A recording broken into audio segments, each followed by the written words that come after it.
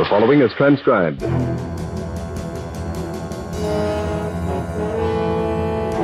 Welcome to the Bat-Supe Season 2, Preheat.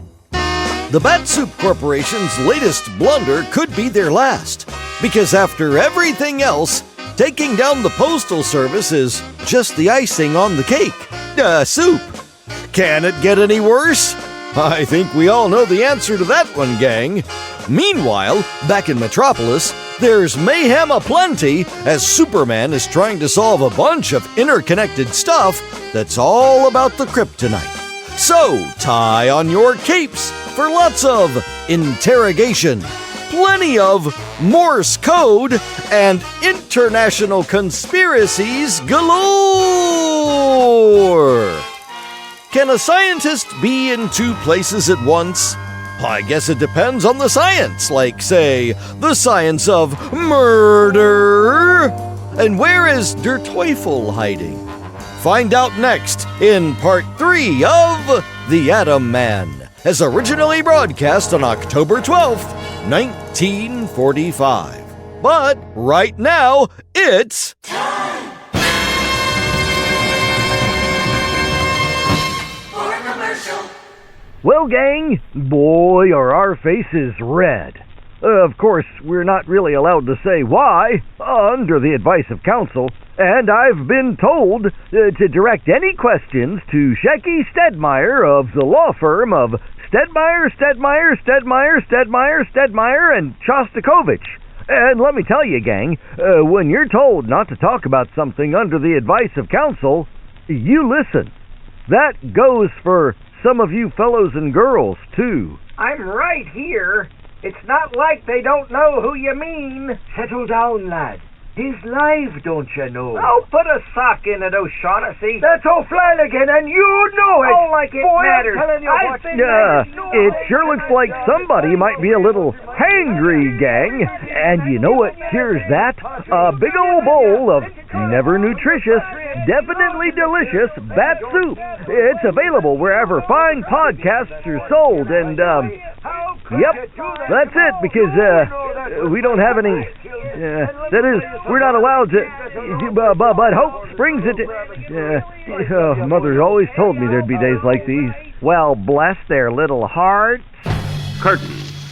Music. Hello! Pep! The super delicious cereal presents The Adventures of Superman. Faster than a speeding bullet. More powerful than a locomotive. Able to leap tall buildings at a single bound. Look, up in the sky. It's a bird. It's a plane. It's Superman. And now, The Adventures of Superman. A fragment of kryptonite which robs Superman of his strength when it is brought near him was stolen from the Metropolis Museum by the Scarlet Widow. The widow, in turn, was robbed of a quarter of it by Der Teufel, a brilliant but unscrupulous Nazi scientist. Disguised as Dr. Orlovsky, a foreign minister, Teufel, whose name in English means the devil, is speeding to Germany with the kryptonite, where he plans to create an atomic monster able to control Superman and perhaps conquer the world. Meanwhile, in his guise of Clark Kent, Superman and Police Inspector Henderson arrived at the scene of a fire in a secret basement laboratory, where they found the real Dr. Orlovsky murdered and a man named Krauss dying from burns. Discovering traces of kryptonite in a test tube, Kent urged a police surgeon to try to revive Krauss. And as we continue now, in the charred laboratory, the police surgeon works over Krauss, while Kent and Inspector Henderson watch anxiously. Listen. Well, how is he, Doc?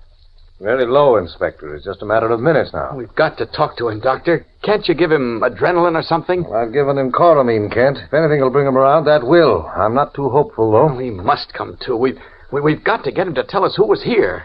Whoever it was murdered Dr. Orlovsky. A lot more than murder took place here, Inspector. Something to do with the kryptonite. Oh, forget that nonsense, Kent. Nonsense? I tell you that unless that kryptonite is found, and soon, it may mean the end of Superman. What's that? Don't pay any attention to him, Doc. Somebody fed him a lot of hot air about Superman being in danger, and he fell for it. Now, Doc, you've got to bring Krauss around. Well, I'm doing all I can, Inspector, but... Wait a minute. He just groaned. Yes, I think he's coming too. Good. Teufel. What did he say? Teufel. Teufel. Orlovsky. You hear that, Kent? He knows about Dr. Orlovsky. Yes, and apparently Teufel was here. Now, what about Orlovsky, Kraus? Who killed him? Teufel. Teufel killed him? Control. Wait, Inspector. Superman. His pulse is strengthening, Inspector. It's just possible to have a rational moment. I suggest that you decide on the most important question you want to ask him. Ask him where the kryptonite is, Inspector. Are you out of your mind, Kent? I want to know who killed Orlovsky. But if you find out who... Teufel. Where are you? He's rational now. Quick, question him. Kraus, where is the kryptonite? Shut up, Kent. Teufel has it. Where is Teufel? I said shut up, Kent. Now, Kraus. Kraus, listen to me. Who killed Dr. Orlovsky? Teufel. I thought so. Where is he, Kraus? Where did he go? He went. Where did he go? All right, where? Where, Kraus? He went to Atom Man. Atom Man. I'm afraid he's sinking, Inspector. Listen, Kraus. Where? Where? Atom Man. Destroy. Kraus. Listen, Kraus. It's no use, Inspector. He's dead. Well, that's that, Kent. Now I'm in a fine spot.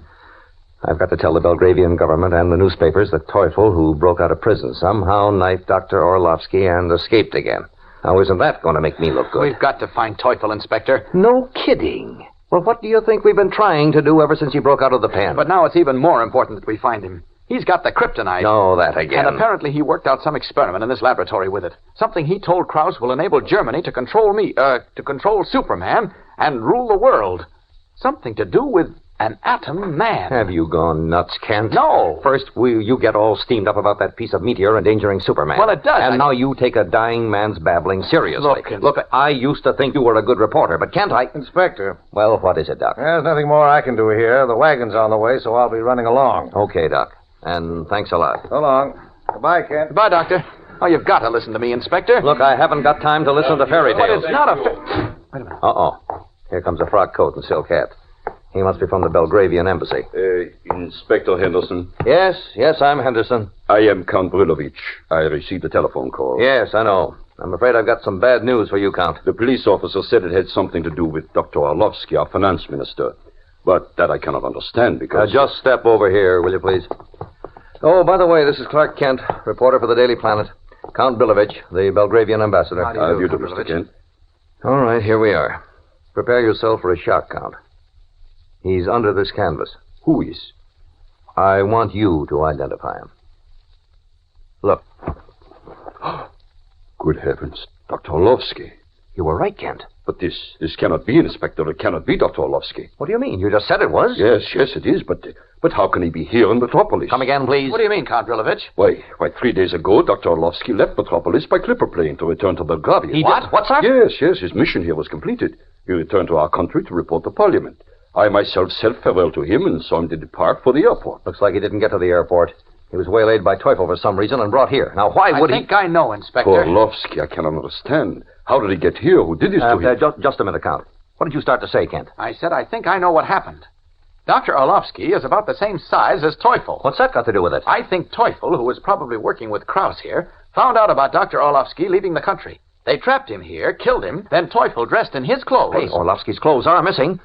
Go ahead, Kent. Teufel made himself up to look enough like Orlovsky to pass muster with the customs inspectors, took Orlovsky's passport and the kryptonite, and got on the clipper plane as Dr. Orlovsky. By George, that might be it, Kent. I'm sure it is. But who is Teufel?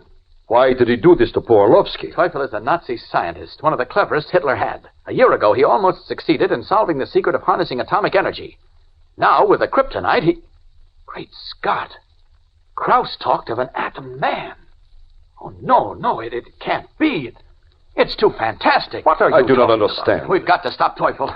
Come on, Inspector. Well, if you're right, Kent, and Teufel is traveling disguised as Dr. Orlovsky... I'm sure he is. All right, then, we'll get him. We'll contact the clipper ports on the European police. There's my car. Come on, Count Brilovich. We'll drop you at the embassy. Thank you, Inspector. Cassidy, don't let anybody in here. Hurrying from the shabby basement laboratory, Clark Kent and Inspector Henderson leap into Henderson's car to take up the trail of Der Teufel. We'll return in a moment for the exciting climax of today's episode. But first, Dan McCullough is waiting to talk to us. You know, gang, there's sure a mad rush for the Kellogg's Pep Package these days, because that's the only place you can get those brand new comic buttons all the gang's collecting. And are these new buttons swell? full-color, true-to-life pictures of your old favorite comic strip characters, looking so real you'd think they were going to speak. There's Orphan Annie and Haroldine and Winnie Winkle, Superman, of course. 18 different buttons in all. You'll have a mighty smart collection when you have these new buttons pinned on your jacket or cap. You'll have a lot of fun collecting these comic buttons, too, swapping duplicates with your pals, and why, it even seems to make it more fun to follow the funny papers when you've got buttons with the real characters on them. And the best part is, you don't have to spend any of your allowance for these new comic buttons. You don't even send in a box top. Can't buy them anywhere. They come only as prizes in packages of that super delicious whole wheat flake cereal, Kellogg's Pep. So ask Mom to get you a supply of Pep tomorrow. Inside, you'll find your exciting prize, one of these brand new comic buttons, or a military insignia or warplane button. There's a prize in every package of P.E.P. Pep, made by Kellogg's of Battle Creek. And now, back to the adventures of Superman. Inspector Henderson, via shortwave, is attempting to intercept Der Teufel, whom he and Kent believe escaped from Metropolis by clipper plane disguised as Dr. Alexander Orlovsky, the finance minister of Belgravia. Now, at a powerful shortwave receiver in the radio room at headquarters, Henderson and Kent stand by anxiously as the International Police Channel becomes alive with confirming messages. R5C 506, Lisbon, Portugal, to WMPD Metropolis Police. It's Lisbon. Quiet, will you? Orlovsky arrived Tuesday 12th. Proceeded via Iberian transport plane to Madrid. I will repeat. Orlovsky arrived Tuesday 12th. Proceeded via Iberian transport plane to Madrid.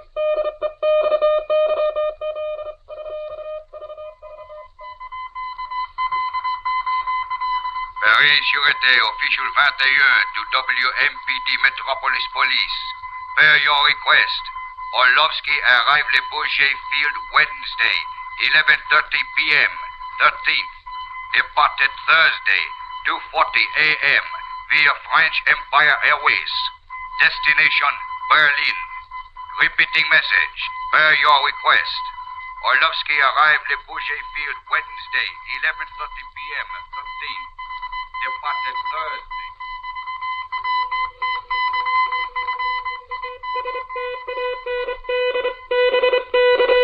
United States Army Occupational Police, Division 22, WMPD, Metropolis Police Department. Alexander Orlovsky arrived Berlin via French Empire Airways Thursday, the 14th, 11:50 a.m. Arranged reservation on Baltic Transport Line for Belgravia. Leaving Berlin 2:40 p.m., but did not appear again at airport.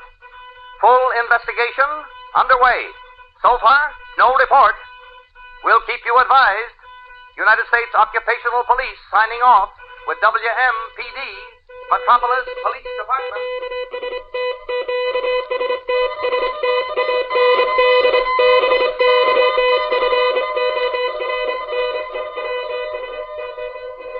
Lisbon, Madrid, Paris, Berlin, and then no report. Alexander Orlovsky, believed to be Der Teufel, seems to have vanished into thin air. And this man, the devil, has in his possession the one thing in all the universe capable of rendering Superman harmless to the forces of evil.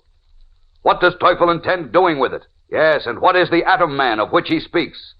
From now on, the excitement is breathtaking as the dangerous trail leads across 4 countries and thousands of miles. Superman is battling for his very life, so join with him as he fights to the death. Don't miss a word of Monday's tense and startling episode. Tune in and follow The Adventures of Superman. Faster than a speeding bullet. More powerful than a locomotive. Able to leap tall buildings at a single bound. Look, up in the sky. It's a bird. It's a plane. It's Superman. Fellows and girls, be sure to follow the adventures of Superman, brought to you every day, Monday through Friday, same time, same station, by the grand old Kellogg Company of Battle Creek. And for other thrilling adventures of Superman, see your local newspaper. Superman is also a copyrighted feature appearing in Superman DC Publications. And now, faster than a speeding bullet. It's part 4 of The Atom Man, as originally broadcast on October 15th, 1945. Kellogg's Pep, the super delicious cereal, presents The Adventures of Superman. Faster than a speeding bullet. More powerful than a locomotive. Able to leap tall buildings at a single bound. Look, up in the sky. It's a bird. It's a plane. It's Superman. And now, The Adventures of Superman. A piece of green glowing kryptonite, a fragment of the planet on which he was born, robs Superman of all his strength when it is brought near him. Part of this fragment is now in the possession of Der Teufel, a brilliant but unscrupulous Nazi scientist, who claims that with it, he can create an atomic monster able to control not only Superman, but the entire world. Disguised as a foreign diplomat, Teufel flew to Berlin, where he disappeared. And as Superman and the police of 2 continents hunted for him, he came by night to a tiny inn at the edge of the Black Forest. Wearing ragged clothes and a black wig, a patch over one eye, and a battered knapsack on his back, he sits in a corner of the small, uncarpeted dining room, his face half hidden behind a newspaper. As the only other diner leaves, Teufel calls to the fat, white-aproned owner of the inn. Listen. You, come here. Ja, was ist? You do not know me? I do not know time such as you. I wish to close up now. For the meal, you owe me 5 marks. Look closely at me. Gottfried. How do you know my name? Who are you? You do not recognize my voice. Well, I've been away a long time. Wait. I will remove the wig. So. And the patch from my eye. So. Now, you regard me? The Teufel. Not so bad. Who else is here? At the moment, only myself and my wife, Goethe. But the Allied soldiers are all about in the forest and on the road. I saw them. Tell me, Professor Milch is in the hiding place.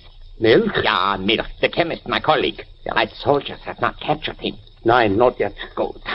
I must see him at once. But there's... Come, take me to the passageway. It's in the cellar, is it not? Well, why do you stand there? Take me to the passageway, I said. Nein, Teufel. You cannot go to the hiding place in the forest. You are a great danger to us. A danger? I, a danger? You blockhead.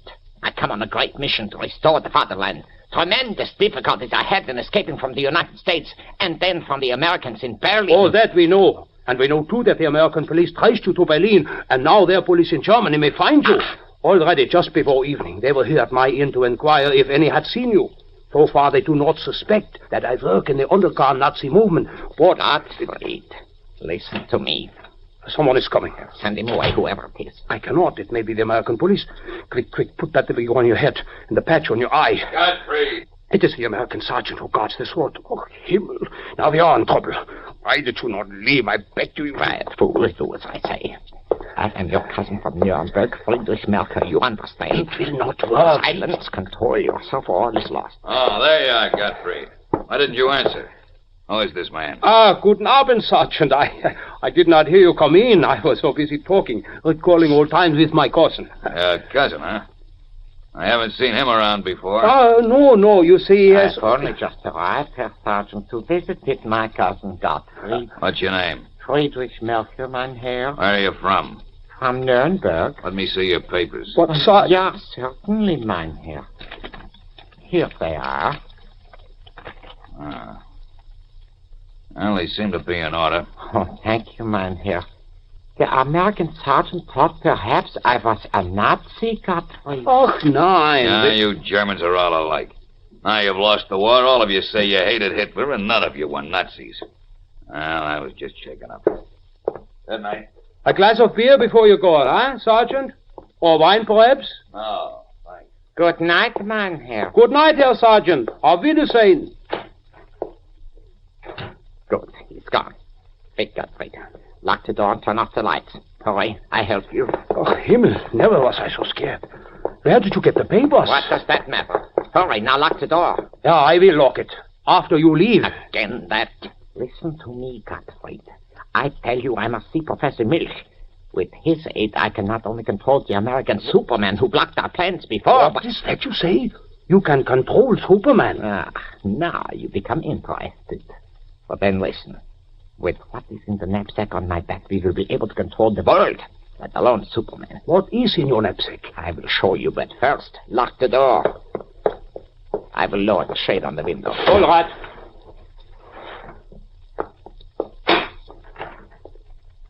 Now the American soldiers will think I have gone to bed. Show me what is in the knapsack, Teufel. Yeah, 1 moment. Ah, here it is. A box. Is that all? Is that all, he says. This box Gottfried is the power to completely destroy our enemies. Look. What strange thing is that? Like a large piece of stone, only it gives off a green light. And what is that queer sound it makes? That which you see, Gottfried, is Kryptonite. Kryptonite? Well, what is that? It is a fragment of the former planet Krypton on which Superman was born. When he comes within 10 feet of this substance, he becomes weak and even loses consciousness. What nonsense is this? It is the truth I have seen for myself. And more I have seen. No, do not touch it. It will burn your hands. It will burn? Yeah. It is highly radioactive. I have discovered by experiments that it is more complex in atomic structure and so more radioactive than any other element known in the world. More so even than thorium, radium, actinium, more even than uranium. Uranium?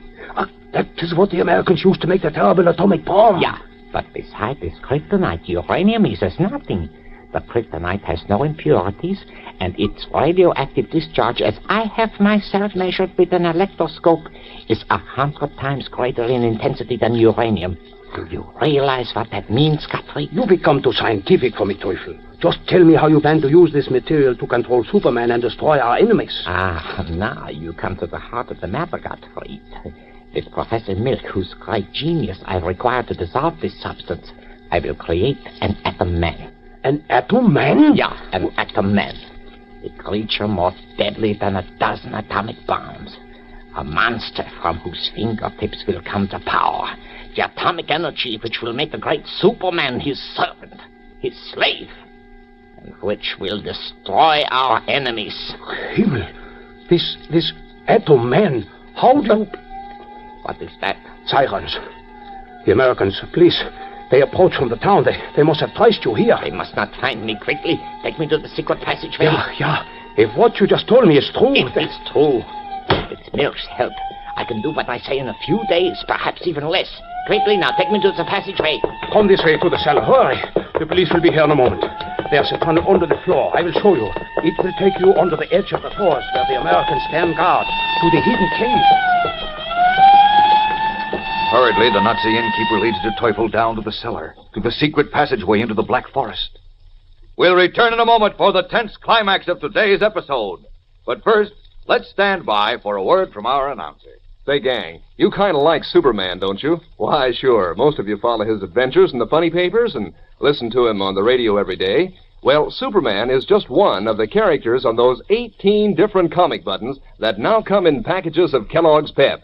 Yes, in every package, there's a swell prize. Maybe a button with Superman on it, or Winnie Winkle, or her brother Perry. The pictures are in full comic strip colors on sturdy metal with a handy pin on the back, so that you can wear your whole collection of buttons on your jacket or dress or cap. You'll want to collect all 18 of these brand new comic buttons, so it's a good idea to hold tight to any duplicate. Then trade with your pals for some button you don't have yet, and help round out your collection. And here's how easy it is to get these exciting new comic buttons. You don't send in a single penny, not even a box top. You just ask Mom to get you several packages of that super delicious whole wheat flake cereal, Kellogg's Pep. Then look inside the package and see which prize you find. One of these colorful new comic buttons, or a military insignia or warplane button. Remember now, you can't buy these buttons anywhere. They come only as prizes in packages of Kellogg's Pep. Ask Mom for P-E-P, Pep, made by Kellogg's of Battle Creek. Now, back to the adventures of Superman. As the Teufel hurried to the secret passageway in the inn near the Black Forest, Superman has streaked to Berlin from Metropolis.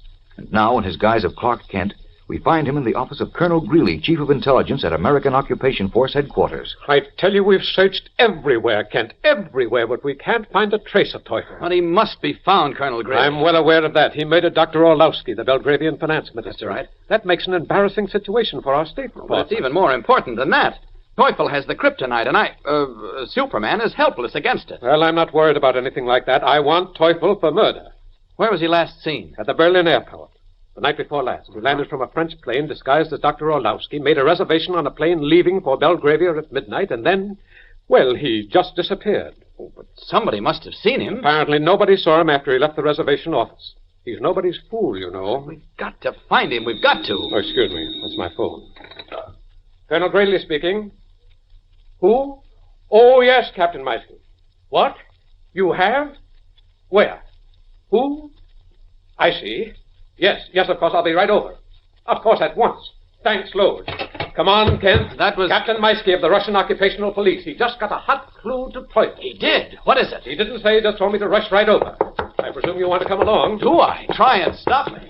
We can go through the record offices to the back of the building. My car is waiting. We can be at Russian headquarters in 5 minutes. Come on, Kent. On the double. Eagerly, Clark Kent and Colonel Greeley rushed from the American Occupation Building. What have the Russians discovered about Der Teufel?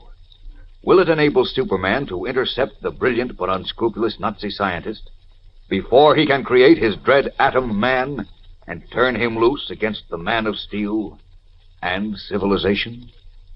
And what is the Atom Man? Every tense moment counts now, fellows and girls, so don't fail to listen tomorrow. Same time, same station, to the adventures of Superman. Faster than a speeding bullet. More powerful than a locomotive. Able to leap tall buildings at a single bound. Look, up in the sky. It's a bird. It's a plane. It's Superman. Fellows and girls, be sure to follow the adventures of Superman, brought to you every day, Monday through Friday, same time, same station, by the grand old Kellogg Company of Battle Creek. And for other thrilling adventures of Superman, see your local newspaper. Superman is also a copyrighted feature appearing in Superman DC Publications. Looks like the Bat-Supe people and Superman both have something in common. Not much good is on the horizon for either one of them. But where there's a will, there's a way, so they say. And with that, we'll wrap up this edition of the Bat-Supe Season 2 Preheat. Thanks for listening. Remember to invite your friends to listen and subscribe on their favorite podcatcher, as well as YouTube and Facebook. We'll see you next time, gang. Until then, up!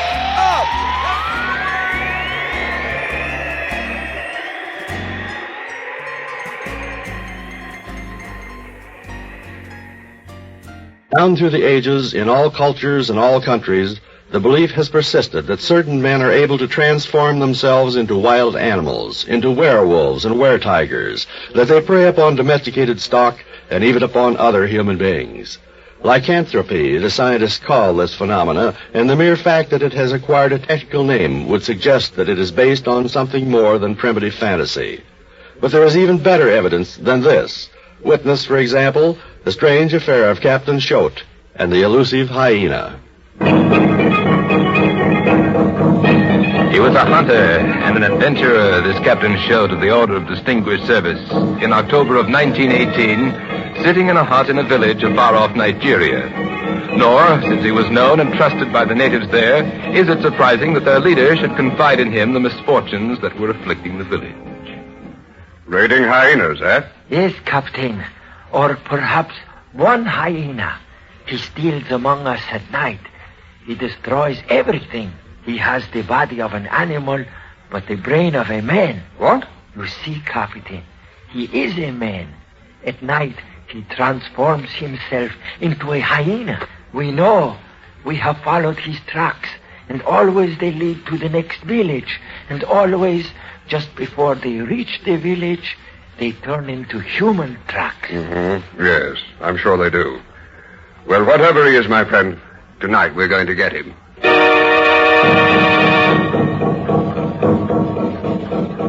That night, in the company of the tribal leader, Captain Choate set out to hunt down the hyena. When the two men reached the outskirts of the village, a bright moon was shining.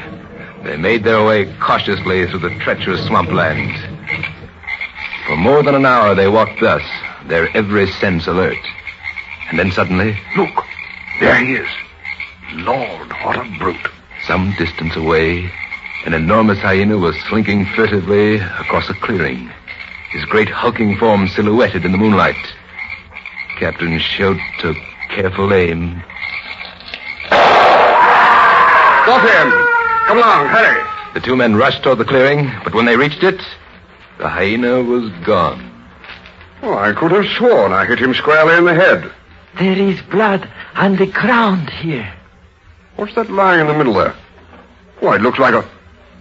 By George, it is, a jawbone. Come along, let's follow his tracks. An easy trail to follow, for it was marked at regular intervals by great splotches of blood.